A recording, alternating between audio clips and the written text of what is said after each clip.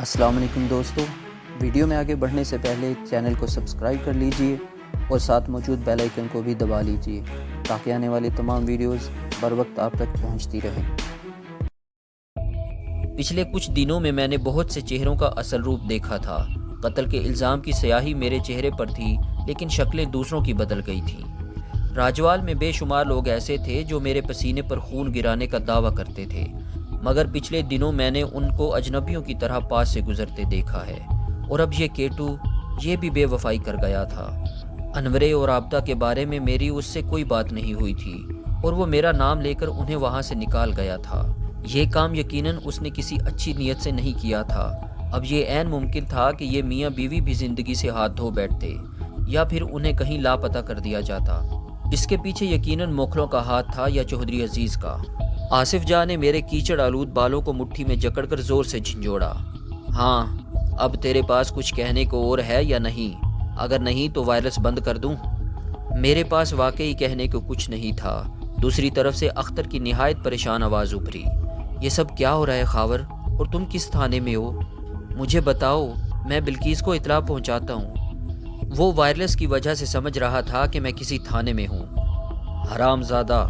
آصف جاں نے دانت پیستے ہوئے وائرلیس سیٹ بند کر دیا، پھر شرابیوں کی طرح میری آنکھوں کے سامنے ہاتھ لہرا کر بولا، کتے کا بچہ! کتنے درد سے کہہ رہا تھا میں بلقیس کو اطلاع پہنچاتا ہوں۔ وہ کیوں کہہ رہا تھا ایسے؟ کیوں کہہ رہا تھا؟ اس نے میرے بال جھنجھوڑے۔ سر سے رستا ہوا خون اور تیزی سے رسنے لگا۔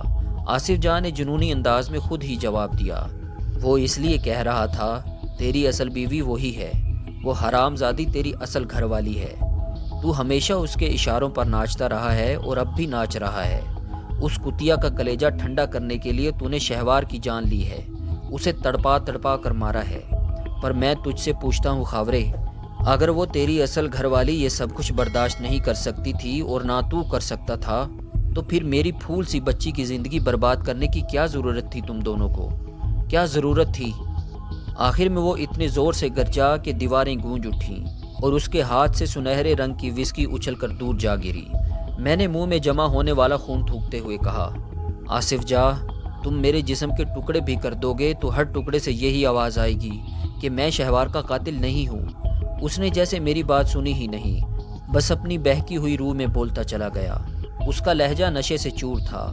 میں تمہیں بتاتا ہوں، تم نے شہوار سے شادی کا ناٹک کیوں رچایا؟ اس میں تمہیں ایک نہیں تین فائدے نظر آئے۔ ہاں، تین۔ تم کروڑوں کی جائیداد کے مالک بنے، اس شادی سے تم نے موکھلوں کو الگ تھلگ کر دیا، اور پھر تیسرا سب سے بڑا فائدہ، میری بچی تمہارے اور بلقیس کے گناہوں کے لیے ڈھال بن گئی۔ ہاں، تین فائدے۔ اس نے ہاتھ کی 3 انگلیاں کھڑی کر کے میری آنکھوں کے سامنے لہرائیں۔ وہ بولتا چلا گیا، تم اس کے ساتھ راجوال کی حویلی میں رنگ رلیاں مناتے رہے، گناہ کے اندھیرے میں اس کا بستر گرم کرتے رہے، اور میری بچی تمہاری ایک محبت بھری نظر کو ترستی رہی۔ تم نے اگر کبھی اسے بچی کچھی محبت دی بھی تو یہ وہی محبت تھی جو ایک بدتمیز بچے کو کھلونے سے ہوتی ہے۔ وہ اس کو توڑتا مروڑتا ہے اور اس کو برباد کر کے خوش ہوتا ہے۔ تم نے دو کو اپنی ہوس کا نشانہ بنایا، ایک طرف تمہاری معشوقہ، دوسری طرف کچھ نہ کہنے والی اور ہر زخم خاموشی سے سہ جانے والی بیوی۔ تم نے اس کے ساتھ کھیلا اور آخر میں اس ناگن کی خاطر اس کی زندگی سے ہی کھیل گئے۔ تم انتقام میں اندھے ہو رہے ہو آصف جاں، تمہیں میرے سوا کچھ نظر نہیں آ رہا۔ میں کر رہا۔ وہ رواں دواں لہجے میں بولا، مجھے تمہارے علاوہ تمہاری ماں اور بہن بھی نظر آ رہی ہیں، اور وہ گندی عورت بھی نظر آ رہی ہے جس کی وجہ سے میری بچی کی جان گئی۔ میری خواہش تو یہی تھی کہ یہ تینوں عورتیں یہاں ہوتیں، یا کم از کم تیری ماں اور بہن ہی ہوتیں۔ میں انہیں تیری موت کا تماشا دکھا کر بتا سکتا کہ کسی پیارے کی موت کا غم کیا ہوتا ہے، مگر اب لگتا ہے کہ یہ آخری خواہش مشکل سے ہی پوری ہوگی۔ وہ گندی زنانی جسے بیگم بلقیس کہتے ہیں ہوشیار ہو گئی ہے، اس نے وہاں بڑا پکا انتظام کر لیا ہے۔ پھر بھی میں ایک آخری کوشش کر کے دیکھوں گا۔ میرے کچھ کہنے سے پہلے ہی وہ دندناتا ہوا باہر نکل گیا۔ میں کسی بے بس پرندے کی طرح جکڑا ہوا وہیں یخبستہ قالین پر پڑا رہا۔ آصف جاں نے جو کچھ کہا تھا وہ کانوں میں انگاروں کی طرح دہک رہا تھا۔ وہ میرے گھر والوں کے لیے اور بلقیس کے لیے نہایت گھٹیا الفاظ استعمال کر رہا تھا۔ شراب کے نشے اور انتقام کی آگ نے اسے ہر حد بھلا رکھی تھی۔ اب خدا کے بعد میری ساری امیدیں بلقیس سے وابستہ تھیں۔ دیکھنا یہ تھا کہ وہ کس حد تک اس زبردست دباؤ کا سامنا کر سکتی ہے، کہاں تک بے جی اور عارفہ کے سامنے دیوار بن سکتی ہے۔ مجھے اس طرح بندھی ہوئی حالت میں 3 بندوں نے اٹھایا اور حویلی کے پچھواڑے ایک چھوٹی سی کچی کوٹری میں پہنچا دیا۔ یہاں اس طرح کی 4-5 کوٹریاں بنی ہوئی تھیں۔ اس یخ بستہ کوٹری میں فقط پرالی کے اوپر چادر بچھا کر ایک بستر بنا دیا گیا تھا اور ایک میلا سا لحاف رکھا تھا۔ میں اس کوٹری میں تقریباً 10 گھنٹے بھوکا پیاسا زخمی حالت میں پڑا رہا۔ مجھے کچھ پتہ نہیں تھا کہ جنونی آصف جاہ کے ہاتھوں میرے ساتھ کیا ہونے والا ہے۔ دوسری طرف یہ بھی پتہ نہیں تھا کہ وہ والدہ اور عارفہ کے خلاف کیا کارروائی کرنے والا ہے۔ اس نے نشے کی حالت میں بتایا تھا کہ وہ میری والدہ اور عارفہ کو یہاں لانے کے لیے آخری کوشش کرنے والا ہے۔ خبر نہیں کہ وہ کوشش کیا تھی۔ اپنی اس حالت میں تو میں بس گڑ گڑا کر دعا ہی کر سکتا تھا کہ وہ اپنے ارادوں میں ناکام رہے۔ شام کے وقت مجھے اندازہ ہوا کہ شاید آصف کی کوشش پوری طرح کامیاب نہیں ہو سکی۔ کوٹڑی کا دروازہ دھماکے سے کھلا اور آصف جاہ طوفان کی طرح اندر داخل ہوا۔ اس کے ہاتھ میں 3 میٹر لمبا وہی چرمی کوڑا تھا جو میرے جسم پر بے شمار جلتے ہوئے نشان بنا چکا تھا۔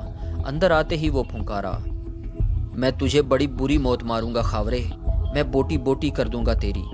اس کے ساتھ ہی اس کا کوڑا ہوا میں لہرانے لگا۔ شائیں شائیں کی مخصوص آواز ابھری اور میرے زخمی جسم پر ایک بار پھر دہکی ہوئی سلاخیں رکھی جانے لگیں۔ میں پرالی پر لوٹتا رہا اور حتی الامکان ضبط بھی کرتا رہا، مگر پھر بے ساختہ میرے ہونٹوں سے کراہیں نکلنے لگیں۔ یہ کراہیں آہستہ آہستہ بلند ہوتی گئیں۔ آصف جاہ ہجانی انداز میں پھونکار رہا تھا، وہ تیری بڑی پکی سہیلی ہے، تجھ پر اپنے درجنوں بندے ہی نہیں اپنی جان بھی فدا کر سکتی ہے۔ بڑی گہری عشق مشوقی ہے تم دونوں میں، ٹھیک ہے کرتی رہے عشق، میں بھی اس کے عشق اور عاشق کے ٹوٹے کر کے چھوڑوں گا۔ ہنٹر مارنے سے تسلی نہیں ہوئی تو اس نے مجھے وزنی جوتی کی ٹھوکروں پر رکھ دیا۔ میں اذیت کی انتہا سے گزر رہا تھا۔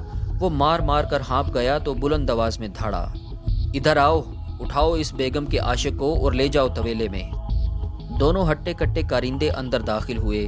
آصف جاہ نے گالیاں بکنے کے بعد میری طرف تھوکا اور پاؤں سے زمین کو کوٹتا ہوا باہر نکل گیا۔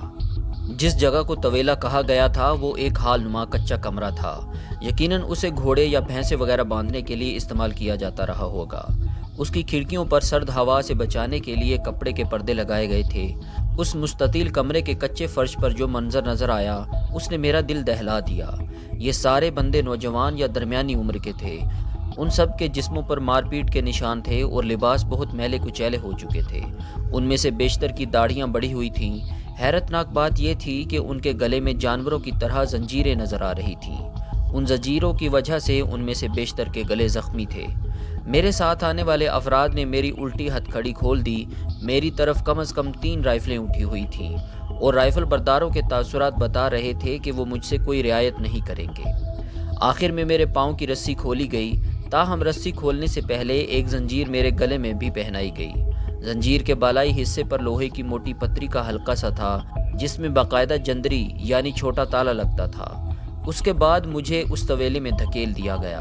طویلے کا دروازہ لوہے کی موٹی چادر کا تھا۔ کھڑکیوں میں بھی آہنی سلاخیں لگی ہوئی تھیں۔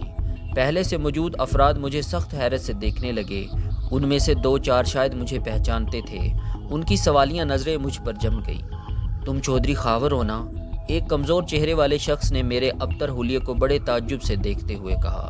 اس سے پہلے کہ میں جواب میں کچھ کہتا 30-32 سال کی عمر کا ایک شخص تنک کر بولا، ہاں جی، یہی ہے جس کی وجہ سے ہماری اتنی عزت کی جا رہی ہے۔ یہ سارا اسی چودھری صاحب کا کیا دھرا ہے۔ اس سے پہلے کہ میں کچھ بولتا طویلے میں موجود سارے افراد کی توجہ دروازے کے پاس والی 2 کھڑکیوں کی طرف چلی گئی۔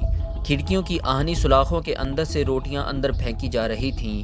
یہ روٹیاں اس کھڑکی نما جگہ میں ہی پھینکی جا رہی تھیں جہاں مویشی چارہ وغیرہ کھاتے تھے۔ ان روٹیوں کو دیکھتے ہوئے زنجیروں میں بندھے ہوئے سارے افراد ایک طرف جھپٹے۔ میں نے ایک تکلیف زدہ منظر دیکھا۔ یہ لوگ جانوروں ہی کی طرح ایک دوسرے سے روٹیاں چھیننے لگے۔ شاید روٹی جان بوجھ کر کم پھینکی گئی تھی۔ ایک نوجوان لڑکے نے درمیانی عمر کے ایک شخص کو زور سے دھکا دیا۔ وہ پھسل کر دیوار سے جا ٹکرایا۔ اس کی مٹھی میں دبی ہوئی 1/4 روٹی بھی ایک دوسرے بندے نے چھین لی۔ درمیانی عمر کا شخص جس مایا شے سے پھسل کر گرا تھا وہ کچھ اور نہیں پیشاب تھا۔ اس پیشاب کی بدبو پورے طویلے میں پھیلی ہوئی تھی۔ میں سکتہ زدہ کھڑا یہ تماشا دیکھتا رہا۔ یہ کون لوگ تھے؟ ابھی تھوڑی دیر پہلے اس نیم گنجے سر والے نے کہا تھا کہ یہ سارا میرا ہی کیا دھرا ہے۔ میں نے کیا کیا تھا جس کی وجہ سے ان لوگوں کو یہ تکلیف پہنچ رہی تھی؟ سوراخ دار کھڑکیوں میں سے روٹیاں پھینکنے والے جیسے تماشا دیکھ رہے تھے۔ پھر وہ اوجھل ہو گئے۔ زنجیروں سے بندھے ہوئے افراد بالکل جانوروں کا سا رویہ اپنائے ہوئے تھے۔ ان کے ناخن بڑھ چکے تھے، چہرے اور سر کے بال جھاڑ جھنکاڑ بنے ہوئے تھے۔ ان کے چہرے فاقہ زدہ تھے اور آنکھوں میں عجیب سا ہراس جم چکا تھا۔ اندازہ ہوتا تھا کہ وہ کم و بیش 4 ماہ سے یہاں بند ہیں، تاہم ان میں سے 2-4 ایسے بھی تھے جنہیں شاید اس بندی خانے میں زیادہ دیر نہیں ہوئی تھی۔ ان کی حالت قدرے بہتر تھی۔ طویلے میں عجیب سی سرانڈ اور بو تھی۔ دماغ پھٹا جا رہا تھا۔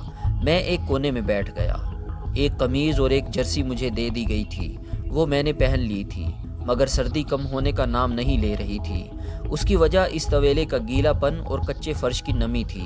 نیم گنجے سر والا شخص اپنی لمبی زنجیر کو ہاتھ سے سیدھا کرتا ہوا میرے پاس آ بیٹھا اور زہر خند لہجے میں بولا، آخر آ گئے ہو نا تم یہاں؟ مجھے پتا تھا کہ ایک دن تم ضرور آؤ گے۔ یہ سارے میری بات نہیں مانتے تھے، پر میں اچھی طرح جانتا تھا۔ مجھے پتا تھا کہ نمبردار آصف جاں کے سر میں اگر دماغ کی جگہ آگ بھری گئی ہے تو اس کی وجہ صرف تم ہو۔ یہ سب تمہارا ہی کیا دھرا ہے۔ وہ لہجے سے کچھ پڑھا لکھا لگتا تھا۔ پتہ نہیں تم کون ہو اور کیا بکواس کر رہے ہو۔ میں بکواس نہیں کر رہا، وہی کہہ رہا ہوں جو حقیقت ہے۔ وہ اپنی بڑی بڑی ذہین آنکھیں میری آنکھوں میں گاڑ کر بولا، یہ تم ہی ہو جس نے آصف جاں کی بیٹی سے شادی کی اور پھر اس کو دکھ دیے اور پھر اس کو جان سے مارا اور آصف جاں کو نفسیاتی مریض بنایا۔ اب وہ اپنے جنون میں کچھ بھی کر سکتا ہے۔ تمہاری باتیں میری سمجھ میں نہیں آ رہی، لیکن میری سمجھ میں سب کچھ آ رہا ہے۔ آصف جاں نے ہم میں سے کسی کو زندہ نہیں چھوڑنا، وہ ہم سب کو مار دے گا اور بڑی بری موت مارے گا۔ لگتا ہے کہ تم اپنے ہوش میں نہیں ہو۔ میں نے اس کی طرف سے منہ پھیر لیا۔ ہوش میں تم نہیں ہو، وہ تڑخ کر بولا، تمہیں نئی نئی چوہدراہٹ کا نشہ چڑھا ہوا ہے اور عاشقی مشوقی نے اس نشے کو 2 آتشہ کر دیا تھا۔ 2 آتشہ سمجھتے ہو نا تم؟ مجھ سے اور برداشت نہیں ہوا۔ بے ساختہ میرا ہاتھ گھوما اور ایک زوردار مکہ نیم گنجے شخص کے چوڑے تھوبڑے پر پڑا۔ وہ اس وار کے لیے قطعی تیار نہیں تھا۔ وہ پشت کے بل گیری زمین پر گرا۔ اس کا ایک ساتھی چنگھاڑتا ہوا میری طرف آیا۔ میرے دماغ میں بھی انگارے بھرے ہوئے تھے۔ میں ذرا سا نیچے جھکا اور اس شخص کو اپنے اوپر سے اچھال کر آہنی کھڑکی پر دے مارا۔ نیم گنجا شخص گالیاں بکتا ہوا اٹھا۔ اس مرتبہ میں نے اس کے پیٹ میں ٹانگ رسید کی اور پھر چہرے پر گھٹنے کی ضرب لگا کر اسے دور پھینک دیا۔ ایک اور دراز قد شخص آگ بگولا ہو کر نیم گنجے شخص کی حمایت میں اٹھا، لیکن تب ایک دوسرے شخص نے اس کا راستہ روک لیا اور گریبان سے پکڑ کر دیوار کے ساتھ لگا دیا۔ چند سیکنڈ کے اندر طویلے میں موجود افراد کے 2 گروپ بن گئے اور پوری شدت سے آپس میں دست و گریباں ہو گئے۔ نیم گنجے اور اس کے 2 ساتھیوں کو ٹھیک ٹھاک مار پڑی۔ نیم گنجے کا سر لہو لہان ہو گیا اور اس کی ہنسلی کی ہڈی ٹوٹ گئی۔ قیدیوں کی زنجیریں آپس میں بری طرح الجھ گئیں۔ ایک فاقہ زدہ نوجوان کی گردن زنجیر کے گھیرے میں آ گئی اور وہ دم گھٹنے سے بے ہوش ہو گیا۔ اس ساری کارروائی کے دوران میں باہر سے کوئی مداخلت نہیں ہوئی۔ 2 پہرے دار سوراخ دار کھڑکی میں سے دیکھتے رہے اور طنزیہ انداز میں مسکراتے رہے۔ ان کے رویے سے ظاہر تھا کہ انہیں اس بات سے کوئی غرض نہیں کہ اندر موجود افراد میں سے کوئی مرتا ہے یا جیتا ہے۔ سب افراد نے خود ہی اپنی الجھی ہوئی زنجیروں کو سلجھایا اور ہانپتے کانپتے ہوئے بیٹھ گئے۔ نیم گنجے شخص کا نام ارشد تھا، جیسا کہ بعد میں پتہ چلا کہ وہ محکمہ انہار میں کلرک تھا اور اس کی شادی حال ہی میں قلعہ والا گاؤں کی ایک لڑکی سے ہوئی تھی۔ اس کی ہڈی ٹوٹ گئی تھی۔ وہ درد سے بری طرح کراہ رہا تھا۔ اس کا سارا دم خم ختم ہو چکا تھا۔ اس کے دونوں ساتھی بھی کونوں میں سمٹے ہوئے گمسم بیٹھے ہوئے تھے اور اپنی لال لال آنکھوں سے دیگر ساتھیوں کو گھور رہے تھے۔ میری مدد کے لیے سب سے پہلے اٹھنے والے شخص کا نام غازی محمد تھا۔ یہ شخص مجھے بڑی اچھی طرح جانتا تھا۔ میں نے غازی کے ساتھ مل کر نیم گنجے شخص کو دیکھا۔ اس کی ہڈی ٹوٹی ضرور تھی، مگر اپنی جگہ سے زیادہ ہٹی نہیں تھی۔ میں نے اپنے اندازے کے مطابق اسے ٹھیک بٹھایا اور 2 پرانے کپڑوں کی گدیاں سی بنا کر کندھے کے دونوں طرف رکھ دی۔